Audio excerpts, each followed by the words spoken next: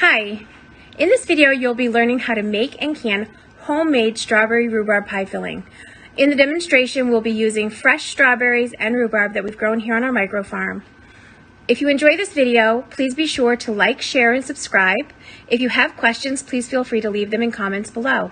Now let's get to it and show you how it's done. So this recipe calls for 3 large apples to be peeled, cored, and chopped. They suggest using various varieties of apples so that the apples will help keep their shape, and char apples are preferred.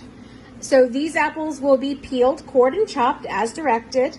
I'm going to actually do 9 of them because I am tripling my recipe. And then I am going to zest the orange, so I get 3 tablespoons of zest out of it, and then I will cut it in half and juice it. Each batch is going to call for 1/4 cup of freshly squeezed orange juice.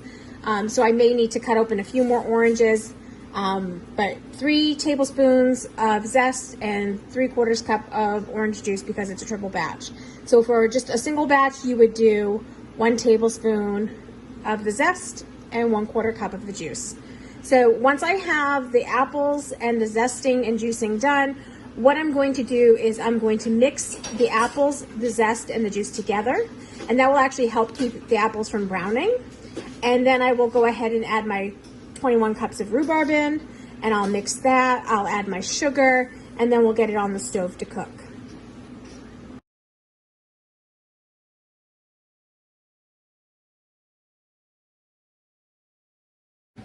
You can see we have our 21 cups of rhubarb all chopped and ready to use.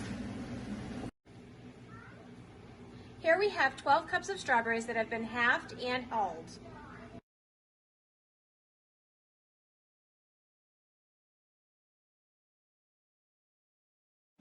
In this pan we have our 9 chopped apples. They've been peeled and cored, obviously.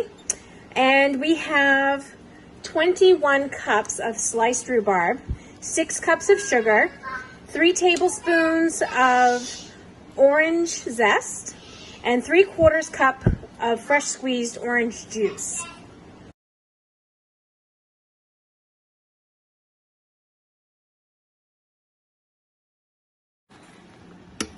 So what we're going to do now is we're going to go ahead and continue to stir this until we hit a gentle boil.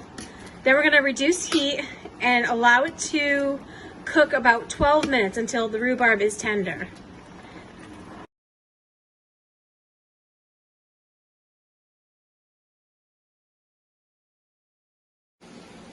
Okay, so you can see that our strawberries have been boiled in our mixture.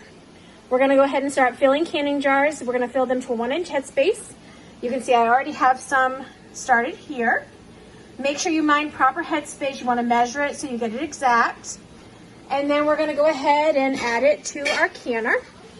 And we're going to process those jars for 15 minutes once we're at a full rolling boil. Remember, you want a rolling boil before you start your timer.